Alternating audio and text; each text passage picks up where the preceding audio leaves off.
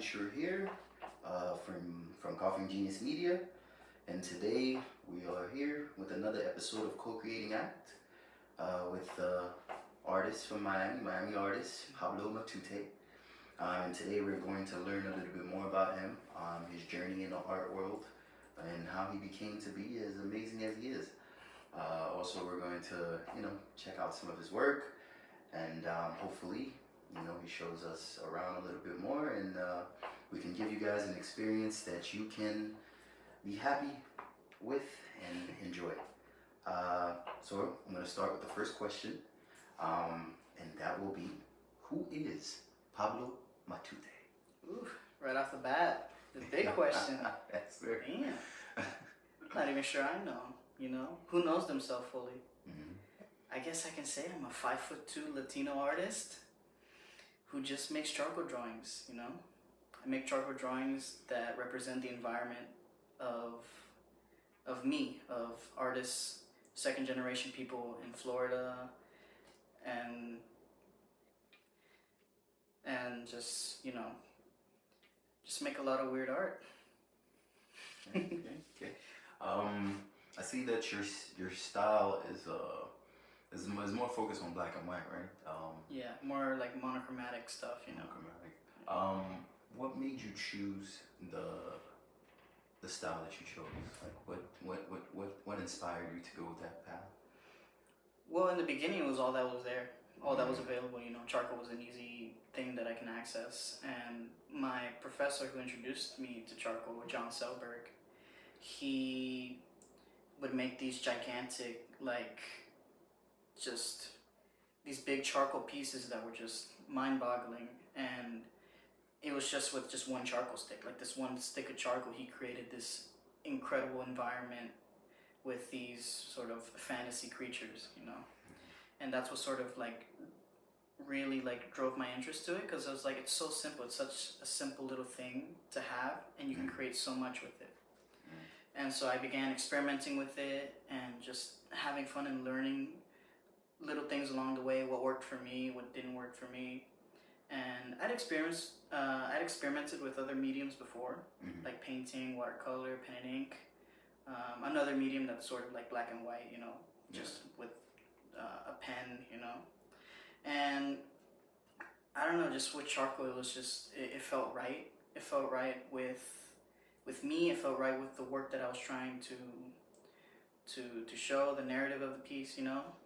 Because I feel like with, at least for me, whenever I try to attempt to do one of these pieces in color, it sort of distracted away from the narrative of what I was trying to say in the piece, because you're so focused on these beautiful bright colors that you sort of don't really focus too much on what's happening, in the piece, And that's sort of like the thing of Latino art in Florida, where it's so very colorful, so just, Tropical. very tropical and stuff, And I didn't want to be placed in a sort of like a bracket, of just another Latino artist, So I wanted to branch out and use a medium that sort of defined me more than that, And so that's why I sort of stuck with charcoal, Okay.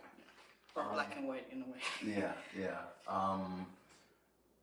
You said that your professor kind of inspired you. Were you always into art, when you were growing up? Were you in kind of crayons and the coloring pencils, figuring out the little books, drawing in the lines kind of stuff? Or? Oh yeah, definitely. I feel like every kid grows up being an artist at some point in their life. Yeah. And I was no different.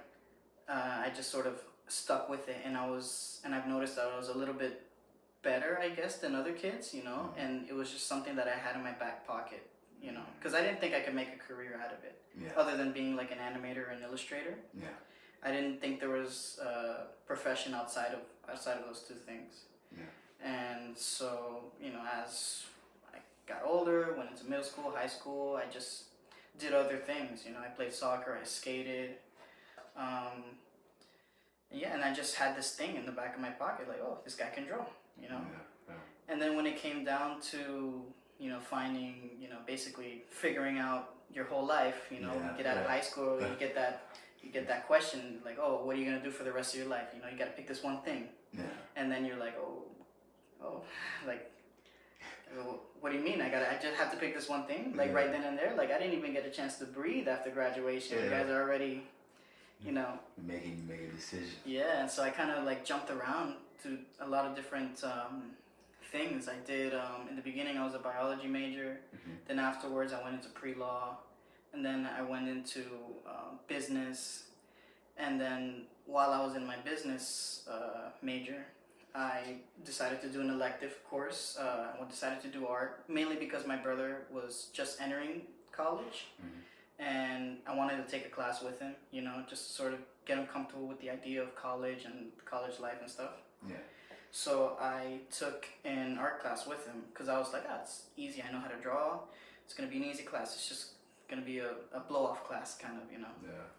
And then, I met up with John, my professor, and from there I just sort of fell in love with art, and I had this sort of feeling of falling back in love with the first thing that I loved, you know, because art was the first thing that I loved.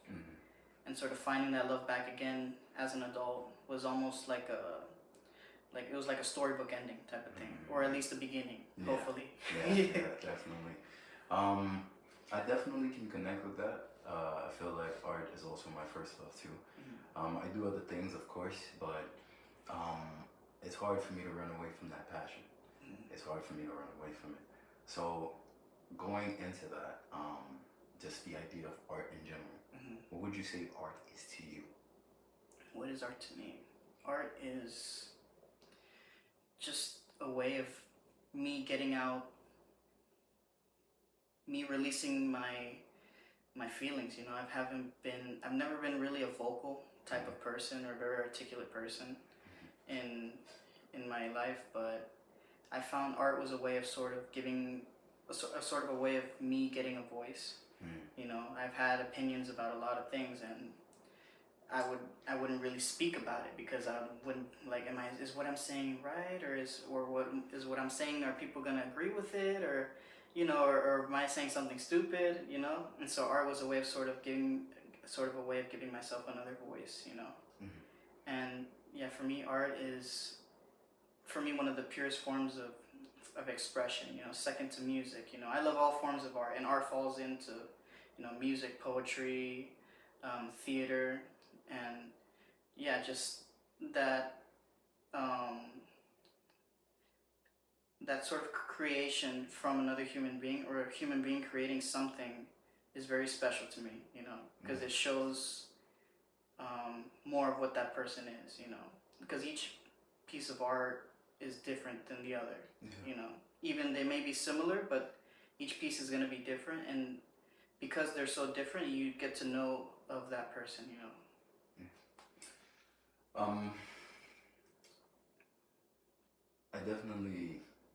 I feel like I'm definitely starting to learn more about the art world, and I'm really starting to understand the real definition of an artist.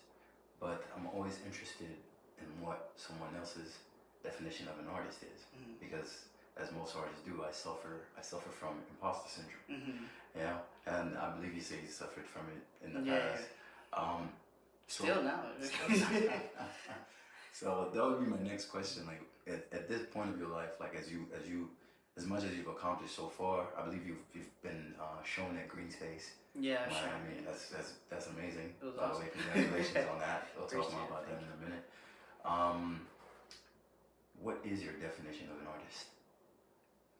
Definition of an artist is anybody who's willing to put what they feel inside out into the world.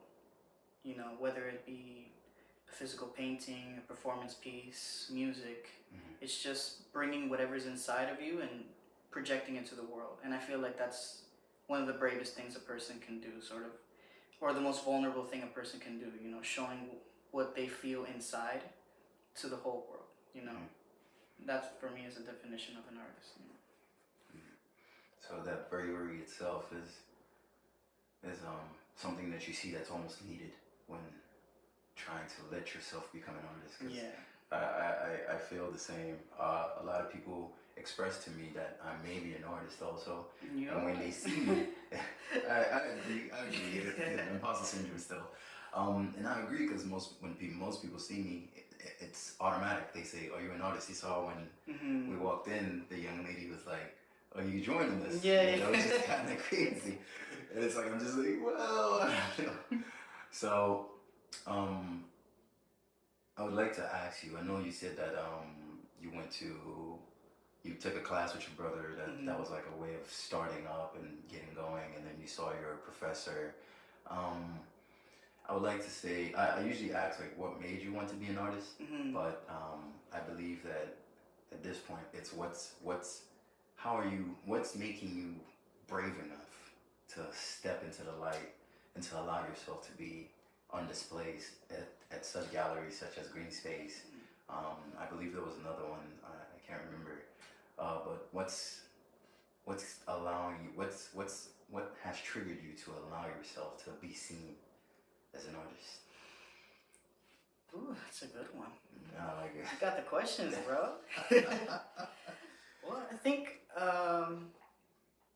don't know. I think it's inevitable that people are gonna see what you do. You know, it's gonna attract the attention of people, regardless. You know, because if you're making work and you're making work that's great, it's sort of inevitable that somebody's just gonna acknowledge it. You know, and especially me here at a studio, working in a studio. You know, it's people come in all the time, so people are gonna see my work. But in the beginning, I really didn't have any intention of showing my work. You know, because at first I just sort of wanted to be good enough to get like a job, like maybe doing concept art or something, you know, just so I can pay the bills and just still do my thing. But then as I kept, the scale of the work started growing and growing and growing. We had people sort of come in and offer, you know, shows. We had a lot of opportunities here at my studio, and so when the opportunity came and presented itself, I was like, okay. You know, I didn't expect anything. You know, I wasn't like, oh, okay, I'm gonna go and I'm gonna come in with the expectation that I'm gonna sell or whatever. I just sort of just did it to do it. You know, because I was like, you know what, I worked hard on this piece. Let me see if people like it also. You know, because I think we as artists we say at times like, oh, I don't really care what people think about my work or whatever, but you know, we care on some level. You know. Because when we show people our work, whether it be our family or a spouse or whatever, you're kind of just like, do you like it? Do you like it? Yeah. So I guess that's what sort of pushed me. You know, just being here at the studio, presented me with a lot of opportunities to show my work and to get my work out there into the eyes of a lot of people in South Florida. Were you when you decided to take the chance to get a studio? What was going through your mind? Like, was it like, okay, I'm gonna be paying this? What were you expecting there to be a next step when you decided to get your own studio? Because I feel like most artists struggle with that. Because then it's like you're investing a little bit more than just a sketchbook or a $20 canvas. Yeah. You know what I'm saying? Now it's kind of like I'm in my own space now, and I don't know if every artist feel that way, but I feel like some may feel like I need to produce. You know, like I need to make sure that I'm putting in the work to make sure the next step is the next step. Like, did that ever come across your mind, or were you just, I'm just gonna do my best? Well, that's definitely what my mindset is right now, like just producing as much work as I can. But when I first came into the studio, I just wanted to experiment and just see where my art can go, because I was just started out. I started out with charcoal, but I was like, I don't want to sort of be just put in this little box real quick. I want to experiment with stuff like painting, spray paint, acrylic, pastels. I want it all. Yeah. I wanted to expand my palette of art and my mediums, and so I just I use this space more as a place to escape, because I had the space during middle of 2020, so it was during like lockdown and stuff. So I would come here and just be by myself, close my door, and I would just let loose, you know, just see what I can create, see what weird things come out, you know. Yeah. I'm definitely a big fan of your style because I try to connect it because I'm kind of a person. My mind is it's always like trying to find out what made you think that way kind of person. I'm like a problem solver. I approach everything with like a solving mentality, which isn't always that great most of the time because it doesn't allow the creativity to flow through properly. But your style is very cartoonish, mixed with like realism, mixed with like this animalistic kind of mixtures with the eyes. There's eyes often in there also. So my question would be like, how would you explain your style? Well, my style is just for anything. A style is just a culmination of just habits, you know, that you put in your work. Okay. And just through just me experimenting here, I figured out things that worked and what didn't work, and little by little I started creating my style of charcoal and my style of using charcoal. And just through, you know, through a lot of people, just experiencing art throughout Miami, I just sort of just been looking and absorbing like a sponge. The people that have helped me along the way, my boss right now, he showed me a new innovative way of using charcoal that sort of has been implemented in my work that just makes my work a lot more efficient. I can make pieces a lot faster. But yeah, my style would be, you know, what I would compare it to is like a lot of the surrealists back in like the 1920s or like even earlier surrealism, them inspired by, you know, the environment that they're in, you know, the churches, the cathedrals and stuff like that. And so for me, my subconscious is full of just like a lot of cartoon stuff, you know, just stuff that I grew up watching, a lot of pop culture, and that sort of just comes out into my work, you know. My work, I don't really plan too much of it because I like sort of giving that room of spontaneity where I can just sort of come in and just out of nowhere put this thing of oil right here, and then because I put the oil down, I have to work with that oil, you know, not sort of being ruled by a reference too much, you know. Even though some of the work that I've done has been like just pure realism, I like the best work for me, or the most fun I've had, has been just coming in and just doing a lot of like spontaneous stuff, you know. Just sort of letting the work dictate what it wants to be without me sort of point blank just saying this is what I'm gonna draw, you know. Having fun with it. I definitely can see that in some of your pieces. There's one that really caught my eyes. I think it was of course the Hollandale Beach one, definitely, because I used to go there often back in high school just to go to the beach. That used to be my go-to. But I also like the Homer Simpson. The Homer Simpson, I really like that one because it's almost like he's a little bit disfigured, but you gave him like human eyes, I think. So it's kind of like interesting. Like, where would you say your mind? What were you thinking of when you created that? Like when you decided to add those two elements? Like, did you just feel like, you know, like, let me just see what that will look like, or did you just see something or felt something when you created that piece? Well, that piece was more just kind of having fun with it. I had made a piece previously of Darth Vader, sort of the same thing with the eyes and stuff, and the whole thing with sort of these pieces of eyes sort of like comes up into a lot of my other abstract work, where the eye sort of isn't really connected with the body, it's sort of outside of it in this geometric little casing. And for that, that's sort of a metaphor of the stuff that we're forced to be, you know, shown, you know, because a lot of what happened during the pandemic, we were also forced to see these things, and we were force-fed false information and stuff like that, and so a lot of people became almost blind in that sense, you know, information-wise. And so I used that as a metaphor of where my art grew from, you know. So I used these playful eyes, these sort of cartoony eyes, and these cartoon figures, and I mixed it in with the sort of really hyper-realism, I guess, in a way, or whatever. And just sort of mixing the two, you know. I definitely like that one.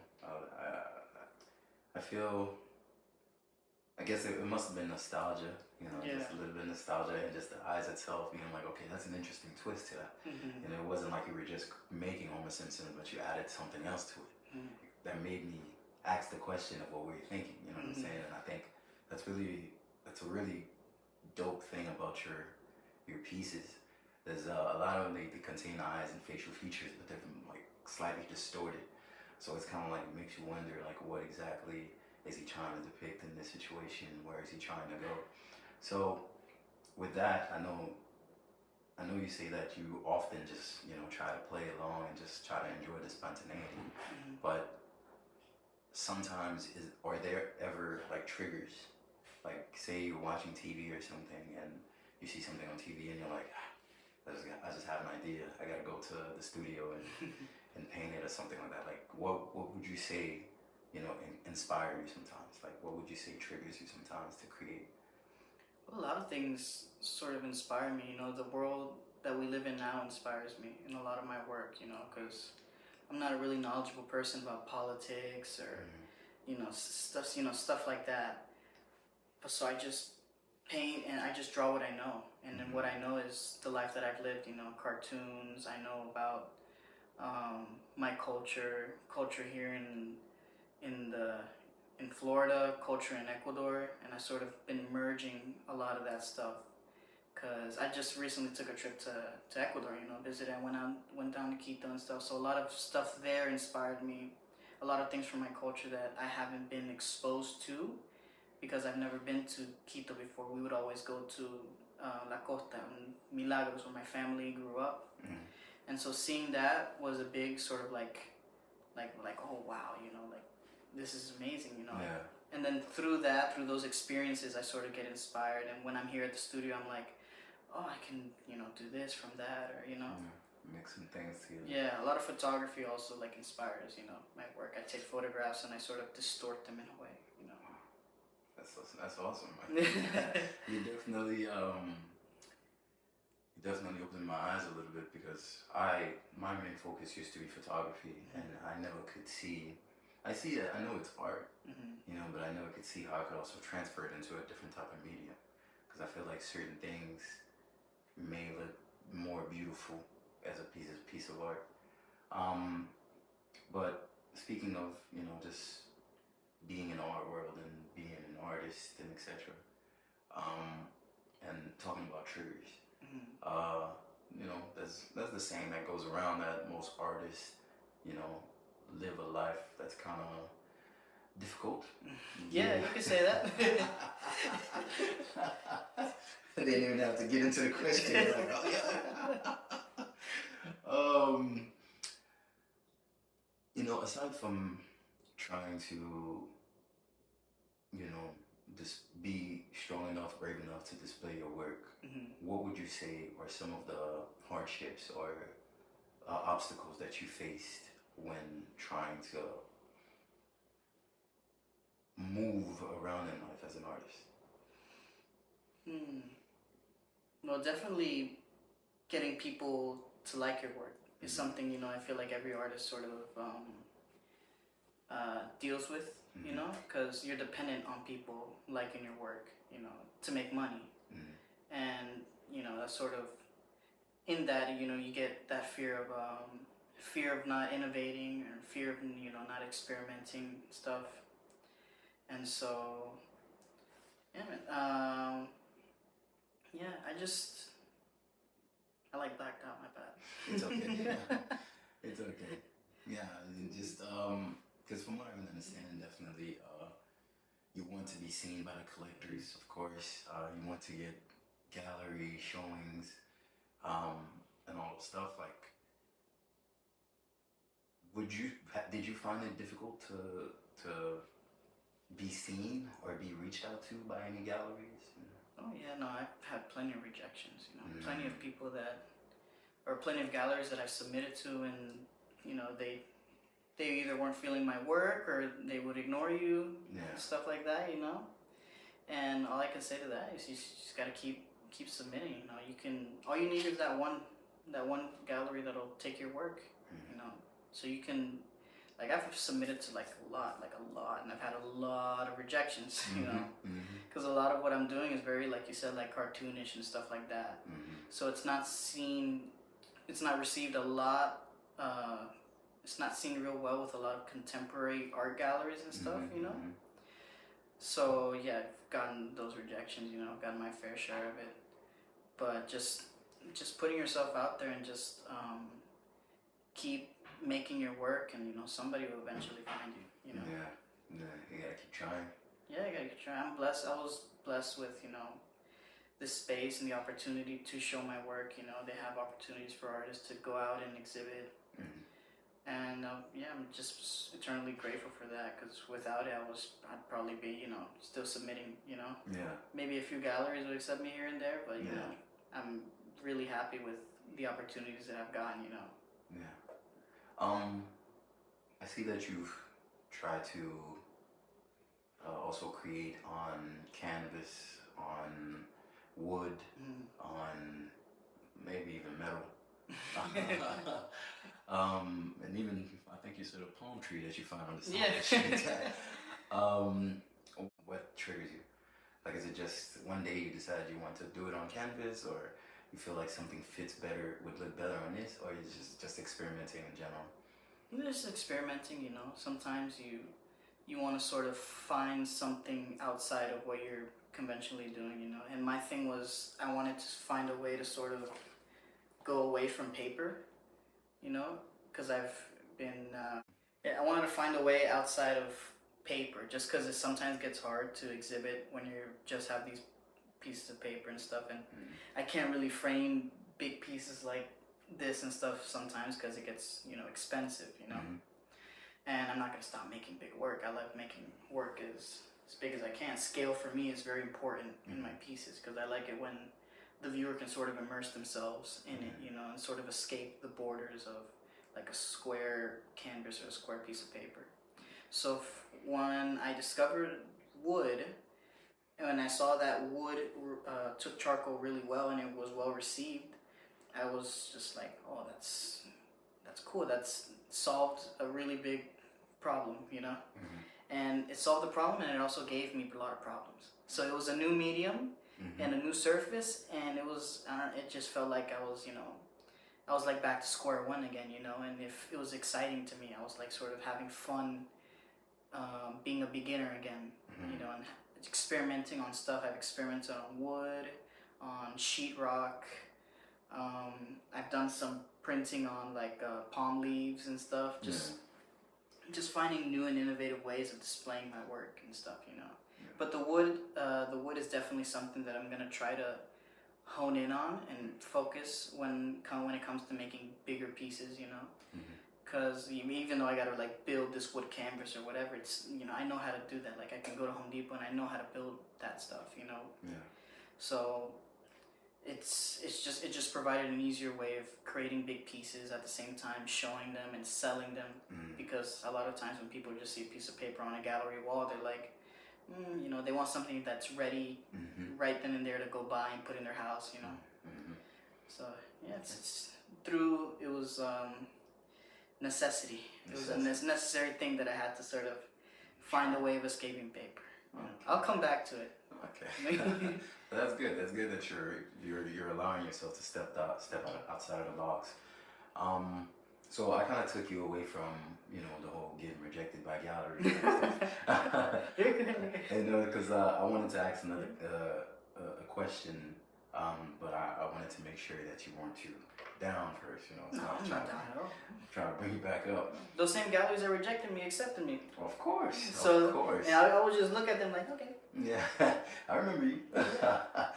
But so speaking of that, definitely they've accepted you now, so I'm pretty sure you feel a little bit better. But my question will definitely be, because sometimes the smiles may not be all truthful. If you get what I'm saying. So I would like to ask you, how's your mental health? My mental health. You've got some awesome questions, dude. How's my mental health? Right now, I'm very happy. I'm very happy, you know. I'm not a person that sort of expresses their gratitude a lot. You know, like if somebody buys me like a birthday gift or something, like a gift or whatever, I'm sort of like, oh, thanks, you know. I'm not that like this, like, oh, wow, thank you so much, you know. But I'm just in like, if I can put it into words, you know, I'm just extremely grateful for the opportunities that I've had in this space, the career that I've had, and I'm just thank, you know, the universe that I'm able to be on this path that I'm at right now. You know, gonna be starting my master's soon at the University of Missouri. Full ride, tuition plus a scholarship, and to me that was like something that I could never even envision when I was like when I first stepped foot in the studio. You know, and this whole time I was thinking like, oh my God, do I deserve this? Like, do they got the right guy, or you know? But I'm just like the opportunities that this has given me and my family and stuff. It's been big, and there are no words for me to express how happy and how grateful I am. At times it can be stressful, you know, but at times I like really like hate being at the studio, but I'm like, I gotta be here, you know. But that's what love is. Love is everything, you know. It's got hate, you know. It's got everything in there. It's not just always happy, you know. And that's what a lot of people think that an artist is at times. You know, you get this sort of romanticized view of like the artist, you know, just at the studio, cigarette in their mouths, or just painting away, you know.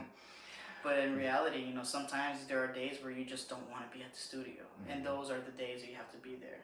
Those are the days where you gotta just sit down and just move something, move a little piece of charcoal, and just do something. You just gotta be there.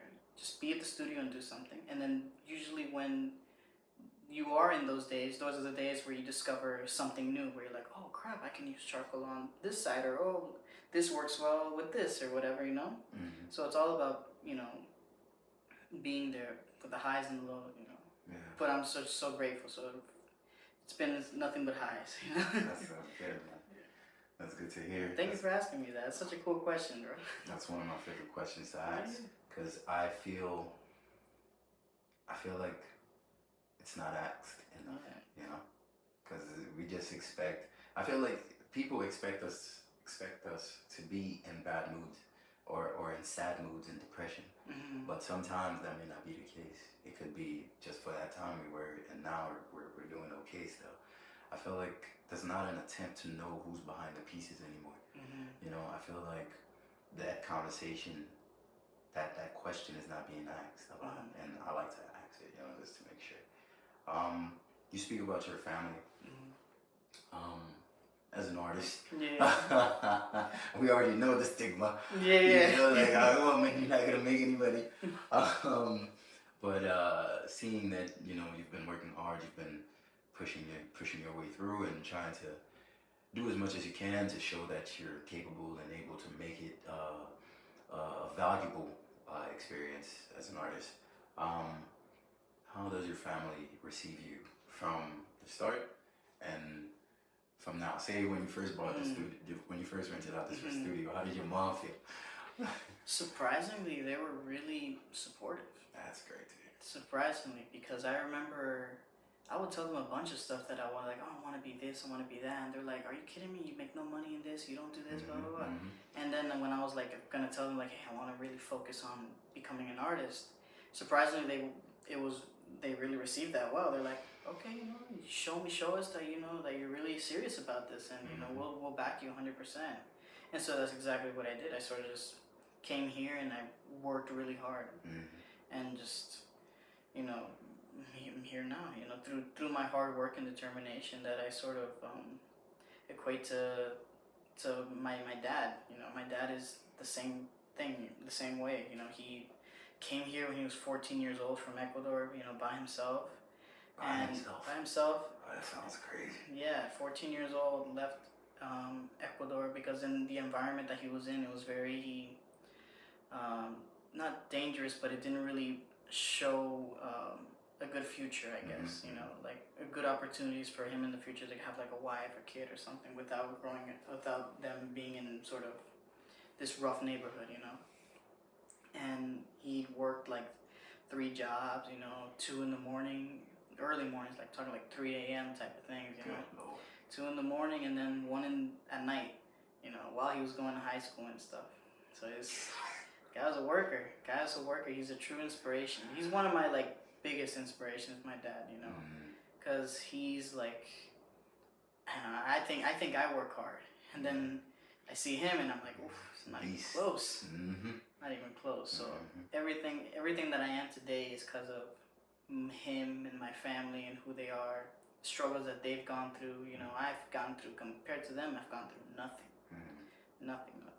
You know, my stories that I've heard about my dad and mom going fishing for crawfish and selling them while I think they were pregnant with me, That's just to make money. You know, just to make money for food. You know, they would go out by the lake, or I think somewhere they told me, and they would fish for like shrimp and crawfish, and then they would bring it, sell it to like a fish market, and then they would get their money. Jeez. So they really worked hard for it, and so, you know, they really instilled that in me and my brother to, like, if you want something, you know, nothing in this world is free. No matter what they tell you, nothing in this world is free. Everything's got a price. And if this is what you want, the price is you work extremely hard, and you don't, you know, moan or whatnot or complain. You just do the work, no matter how you're feeling. You know, you just gotta show up. That's amazing to hear, man. That's amazing to hear. Respect to your dad, bro. Respect to your whole family, actually. Shout out to my dad, Pablo Matute Sr. Wow, you're a junior. Yeah, I'm a junior. I think I'm like 5th, probably. Wow. That's good, man. Name lives on. So, aside from family, I would say friends.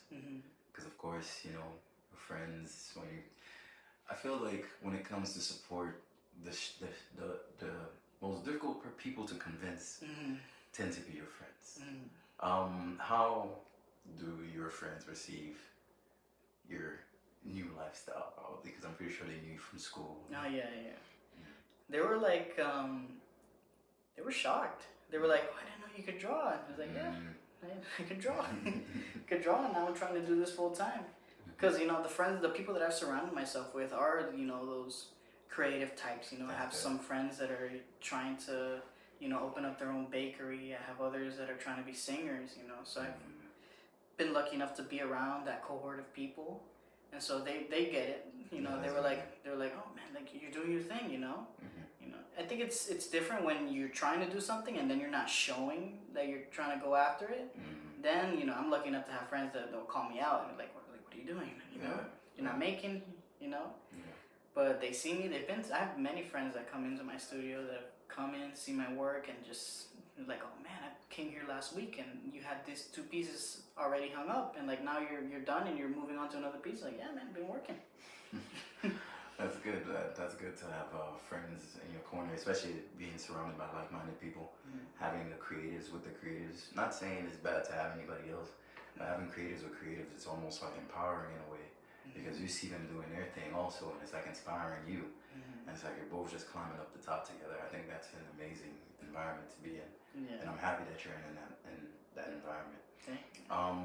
But we're gonna go into the art industry in Miami now, because I've heard the art industry in Miami, from my conversation with most artists, it's a hit or miss. You may run into people that are very supportive. You may run into people that are kind of like, I'm not gonna say uppity, but uppity. Uppity is a good word. Uppity is a good word, you know, and they believe that they know everything, and there's nothing wrong with that, you know. They've probably been around longer, but I do appreciate a lot the people that are just, hey, come and try.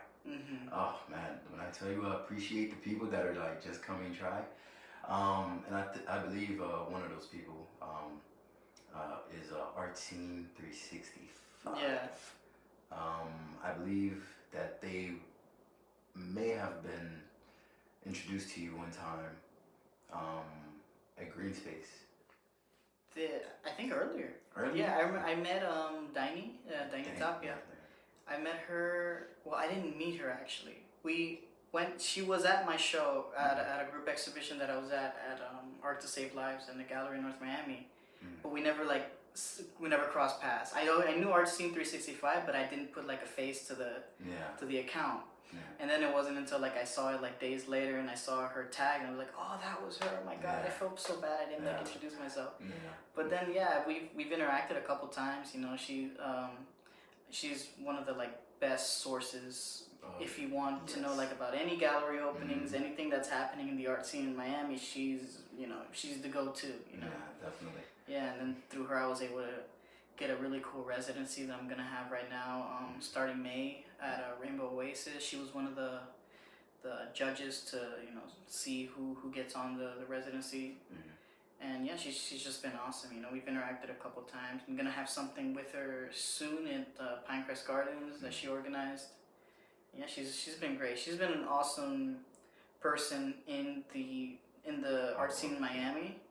That just that gives opportunity to up and coming artists and stuff like that. She presents people with everything. She's awesome. Yeah, I've had the opportunity of meeting her too. Yeah. And yeah, it's I think what she's doing right now is it's extremely hard work, by the way. Extremely hard work, by the way. And I think it's very much needed. I thought it was a team behind the whole thing, but it's actually just her. She's her. And it was extremely impressive. And I was like, wow, that's crazy. That you're able to move around like that and do the things that you do. I call her the Flash sometimes because you would see on Instagram she would be at one gallery in like South Beach and then like another one in North Miami. She's like, what the? She's everywhere. She's definitely the Flash. I can tell you that. But aside from that, like, how would you, aside from Danny, how would you describe the art community in Miami? Do you feel supported? Do you feel like there could be more support? Do you feel like there's more that could be done, or? Well, I've had the opportunity of meeting some really amazing people in the art scene. The art scene is just not this one thing. There's different groups and social groups and stuff like that. But I've just been blessed to be around such amazing people that, I have nothing but good things to say about the art community, just from my experience, But then I know there are some, I've heard horror stories of like people getting like brutally rejected from galleries or people getting their work brutally critiqued and stuff like that. But, I've just been blessed to just be around some awesome people, and awesome people that are really in the scene of Miami, So yeah. That's good, man. That's good. I've known people that are really like grilled and stuff, like their openings, and then like they would get like trashed and stuff, and I'm like, Jesus Christ, Yeah, I haven't met someone who shared that with me yet, but I'm pretty sure eventually. I haven't heard too much of the dark side. I've heard mostly of the well received, well received, or either that they didn't express it to me. Who knows? But I think eventually I'll come across someone who just tells me, man, it's terrible. I hate this, and hopefully we can change their mind, by just doing what we do. This is a stepping stone. I want to create something bigger with this, but I like this to be the stepping stone of just introducing people to the artist. It's awesome, man. I really respect what you're doing. It's cool. Yeah, and hopefully in the future, thank you. Yeah. Thank you. That was the artist mind right there. It's kind of like, you gotta take the acknowledgement, But yeah, hopefully in the future we can create something really amazing, because I really want it to be a community that comes together every now and then, create something bigger of just, I'm not quite sure how well it's gonna work out because we are artists. Some people don't want to go out, But the plan will be to try to create something that's really meaningful and that creates something that feels like a community, more of a stronger community. But once again, I'm just now getting started in the industry, so maybe I just don't see everything. But hopefully, as time goes, we'll see where it goes. So, of course, we were talking about Art Team 365, and you, Rainbow Oasis. What are some other achievements you've gotten so far that would, I would say, give you an idea of how to explain your career so far? Like, how would you describe your career so far from these achievements and how you feel about them? Well, I feel very, first of all, like honored to have shown in these places and to have my work seen at places like Green Space and Art to Save Lives and stuff like that, and especially being part of the Rainbow Oasis residency is a truly tremendous honor. And no, I just, you know, it's been a ride. It's been a ride. It's been a ride. I'm super grateful for the opportunities that I've had, and I just can. All I can say is it's just getting started, you know. And I'm happy for what the future holds and stuff, you know, because I'm gonna be leaving Miami soon, going to do my master's at the University of Missouri, and that's a whole nother environment, a whole nother art scene that I basically have to start from square one. Either they reject me or they like me. So that's an exciting and scary part about the journey. But like any journey, you know, it's gonna be something that's gonna stick with me for the rest of my life, and it's definitely worth it. I'd regret it if I didn't go. You know, I'd be like back in my head like, oh, I should have done this. You know, and that's the worst thing a human being can have. You know, like that I should have done this in the back of their mind. I don't want to be really old and have any regrets that, you know, that I didn't live my life to the fullest and I didn't take advantage of every opportunity that was presented to me. You know. I'm happy that you're allowing yourself to take that step. I'm happy that you're allowing yourself to just go for it, you know, because there's nothing worse than the what if. You know? True. There's nothing worse than what if, and I think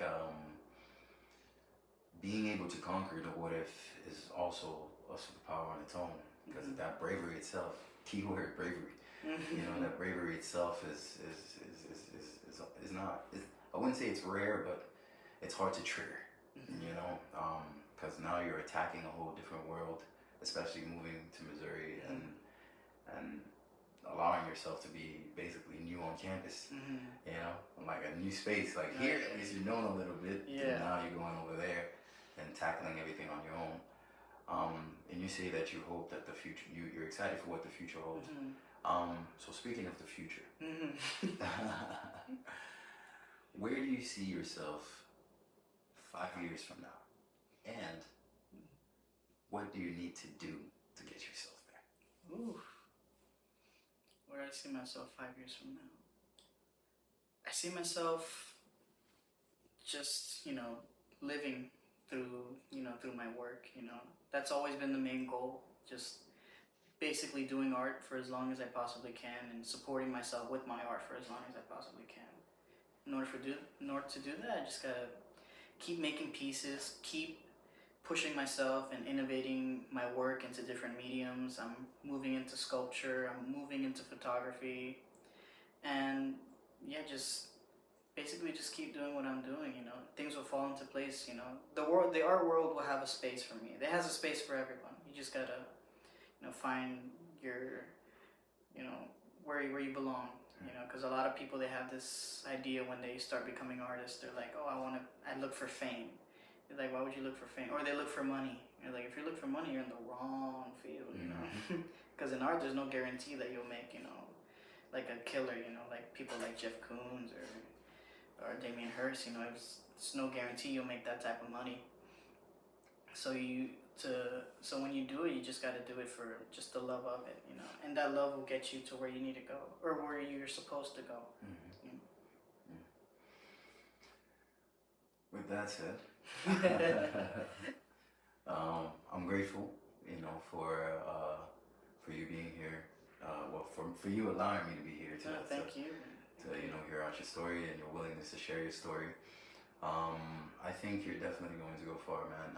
Your art is very different. It's very unique, and it stands out easily. I don't know what these older galleries were thinking when they did not accept you the first time, but they accepted you the second time. So definitely, you know, it works, and you know it's flourishing. It's showing the value. It's providing the value. I really hope you go as far as you can, man, and I hope that you go the furthest that you can, you know, and I believe in that. I think you're gonna do great. I think you're gonna conquer everything you want to conquer, and I think you're gonna conquer Missouri. I think the future is bright for you, man, and I'm happy to have gotten the opportunity to sit down with you and talk with you and learn a little bit more about you. With that said, tell people where they can find you, or if you have some final words that you would like to say also. You know. I really thank you, for coming here and visiting my studio and taking a look at my work, talking with me. It's been nothing but, even before we started the interview, we've had an awesome, we had a good conversation. We're talking about anime, we're talking about a bunch of other stuff, and just getting to know you has been really cool, man. So I just thank you for coming out and interviewing me, and hopefully we'll see each other soon again. I'll be here, man. I'll definitely be here. You're gonna be in Missouri for a minute, but I believe you're gonna have a couple a possible showing soon. Yeah, I'm going to a lot of stuff coming. Just realized. You could share it. Yeah. So I've got a residency coming up with Rainbow Oasis. It's partnered with Art Scene 365, and I'm going to be there from May 5th to the end of June. So May and June. I'll be there for 2 months. More stuff will be posted on my Instagram about studio visits and events that Rainbow Oasis is gonna have. So stay tuned to that. You guys can follow me on my Instagram, Pablo _Matute art. And a couple shows here and there. So stay tuned. Follow my social media, and I'll be posting dates to those pretty soon. Awesome. With that said, this has been another episode of Co-Creating Act, and thank you for being here with us. Once again, I am Ricardo Laventure, and I'm here with Pablo Matute. Okay. Thank you.